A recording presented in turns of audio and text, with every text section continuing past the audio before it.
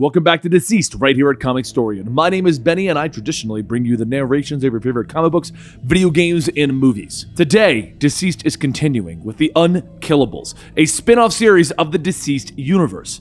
The DCeased universe is a world where the anti-life equation turned people into zombie-like creatures, and it ended up killing most of the DC universe.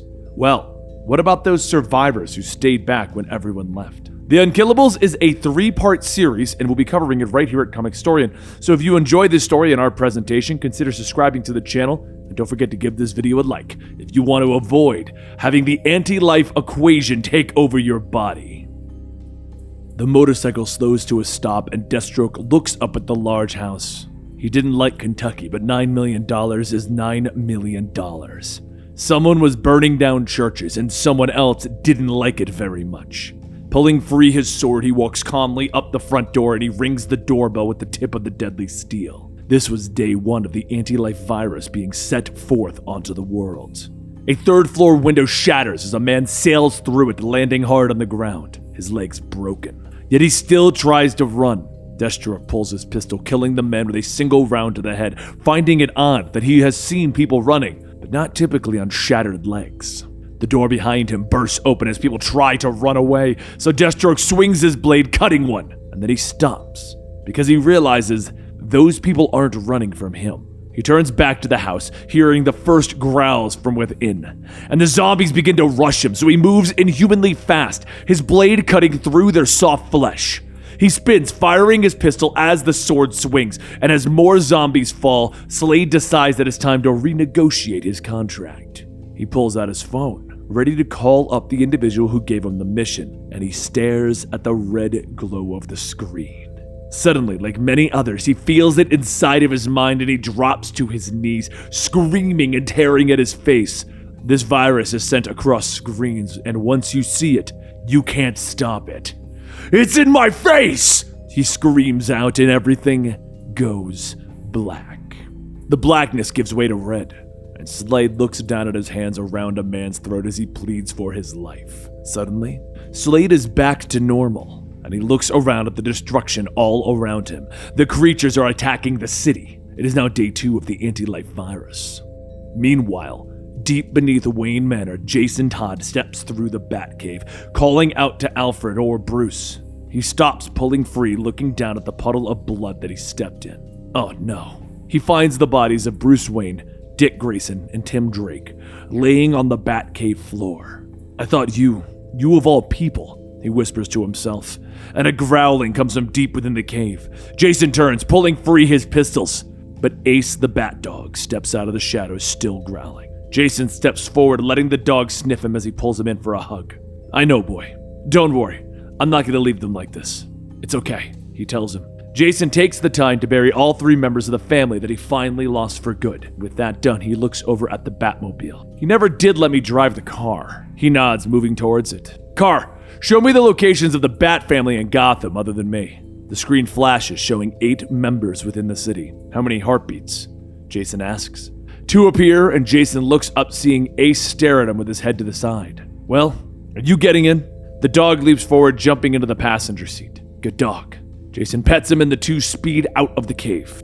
Elsewhere, night falls in the city and Rose Wilson is sitting in her apartment, 2 pistols and a radio at her side. She can hear them in the hall, and the radio suddenly crackles and the voice of her father comes on the other side. "Rose, I'm coming. It's time to go," he tells her, but she refuses. She can see the future, and she knows that if she goes through that door, they will come in and they will kill her. "Sure, but when you're through mourning your not dead self, go through the window. Take the fire escape to the roof, bring every weapon that you can. Don't look at any screens." She pauses. "You want me stuck on the roof? You won't be stuck. Go." Moments later, Ravager steps out onto the roof, loaded for war.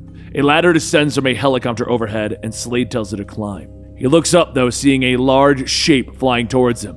"Don't climb! Don't climb!" he yells at her, and Man-Bat collides with the cockpit, shattering the window. Slade throws his arm up, blocking the monster, letting his teeth sink into his forearm. His pistol goes up and the cockpit fills with the smell of gunpowder as he empties it into the monster's side. Rose watches as the chopper careens out of control, exploding on the roof in front of her, and she rushes forward as Slade is pulling himself out, growling. "I'm sorry, Dad. she whispers, pulling free her sword, and she twirls, slicing into him. Ow! What the heck? He yells. Rose stops. I don't think the undead say ow or heck, she says. No! Can you take your sword out of me? Slade asks her. Quickly, Slade explains that the creatures aren't zombies, and that his healing factor reverses whatever the hell the effect is. Interesting. He was right about you. A voice calls out, and they both turn, guns drawn. Mirror Master stares at them from one of the fallen helicopter doors. Don't shoot. It's 7 years bad luck, and I don't want to see what bad luck looks like on top of the undead apocalypse. He quickly tells them that Vandal Savage has sent Mirror Master to gather Slade and his daughter to bring them to safety, in exchange for the protection that your presence would provide. He reaches through the mirror, dropping them some goggles that will protect them from the virus if they look at any screens. They step through the mirror universe where flashes of the destruction that currently rips through the earth can be seen. And finally, they step out into Savage's lair. He introduces them to the others that he has gathered. Solomon Grundy, Creeper, Cheetah, Captain Cold, Lady Shiva, Bane, and Deadshot. Everyone has been selected for a reason. The heroes are going to fail. They're not ruthless enough to survive. We're going to inherit what's left of the planet when this is done, Savage tells them. Meanwhile, back in Gotham City, gunfire fills the halls of the GCPD. Gordon fires his pistol, laying cover for Bullock. Move! Back to the cells! Batgirl then leaps out of nowhere and jumping onto the desk, kicking away at more monsters. We get to the cells, we'll be trapped, Commish! Bullock yells over the boom of his shotgun. We'll be trapped, but it buys us time, Jim tells him. Harvey stops. The bat ain't coming, he tries to tell him, and one of the creatures is then on him, tearing at his flesh. Gordon kills the creature with one shot and then looks down as Bullock begins to change. Kill me, Jim! He pleads, and suddenly Batgirl is there snapping Bullock's neck. Gordon, act now, she tells him. The walls suddenly explode as the Batmobile launches through it, gunfire ripping out, killing the rest of the creatures. Red Hood hops out of the driver's seat. Not Batman, get in the car, he orders them. And with that, the three of them begin to rumble through the city, with Jason telling Gordon that the current plan is to get out of the city. We can't leave, not yet. My daughter is still out there, Jim tells him. No, Jim. I'm sorry, she isn't. Car, show the heart monitor for Barbara Gordon. The screen flashes, showing the flat heartbeat of Barbara Gordon. And Jim is stunned, but also confused. Why do you have a heart monitor on? You're a smart man, a good detective. Batman is dead. You don't have to play his game anymore. Jason tells him, removing his helmet. Jason Todd, Jim states, looking at him. And then he looks back in the back seat. Cassandra Cain. Hello. She waves from the back, removing her mask. Bruce Wayne, Dick Grayson, Tim Drake, Damian Wayne, Barbara, are they all? Damian's alive the last time I checked. He's in Metropolis along with Alfred. The rest are all gone. Jason then shows him that they are the only three left in Gotham City. And Jim questions why he would be monitored. Batman was terrible at expressing anything with words, and he had absolutely no consideration when it came to personal boundaries. But he violated your trust and secretly monitored you for a reason. Bruce thought you were family, Jason tells him. Jim asks him to take him to his daughter. Jason doesn't think it's a good idea, but understands the need for closure. The three members of the Bat family lay in an alleyway trapped by vines that hold them in place.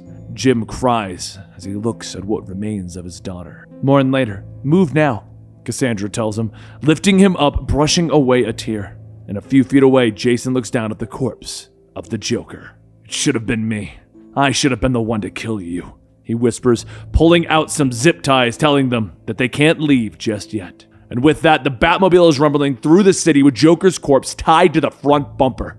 You do realize that this is very screwed up, Jim tells Jason, taking a drink from his flask. It's the apocalypse. Don't judge me. Day 3 of the anti-life virus. Jason is looking through his binoculars, staring at the mass of undead that seem to be surrounding a building in the city. It's Bludhaven, so an undead virus is almost an improvement, he tells them. Survivors trapped inside, Cassandra tells him, when Jason informs them about the mass of undead. We can't just keep driving. We need to find somewhere remote to hide, he offers. No, we can't, Gordon tells him. No, we can't, Jason agrees. So they hop back into the Batmobile, ordering it to disable all non-lethal safety protocols. Rockets flare out, exploding, taking out large masses of creatures in a single blow. And the Batmobile rumbles through them, cutting down others beneath its tires. The car then picks up a signal for the garage, opening it and giving them a way inside. Once they get in, though, they step out and they're confronted by a group of children. Hands where I can see them! Leave any screens in the car, the girl orders them. It's all right, we're the good guys, Jason tells them. And behind him, Gordon whispers that they might want to remove the corpse of the psychotic clown from the front of the car. Good idea. They introduce themselves and the girl leads them through the orphanage, and they discover that most of the adults fled and the ones who didn't, well, they're locked in the gym, she tells them, pointing at the wooden doors that creak as something is pushing against it from the other side. Metal is wrapped around the handles, locking the monsters in, and she tells them that a superhero locked them in and sealed the doors. Then she went away, and she never came back. Are you going to go away? The three look at each other, and Cassandra gets a look of determination on her face. This is a good fight, she tells them. It's as good a place as any if we're not going to go anywhere. Jim nods. So Jason steps forward, shaking the girl who seems to be the leader's hand. We'll get you through this. Orphans gotta stick together.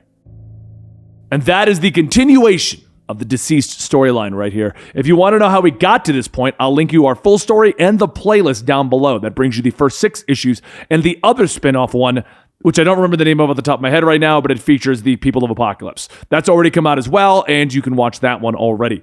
If you do like this, don't forget to subscribe to the channel, as we're going to be bringing you the other 2 parts of this 3-part series, and give this video a like to let me know that, hey, Benny, of course we want this. What is wrong with you? Lastly, don't forget, videos like this are made possible by our Patreons. So if you want to join our Patreons and help us make videos like this, please consider that. Going over to patreon.com/Comicstorian. Thank you, and I'll see you next time right here.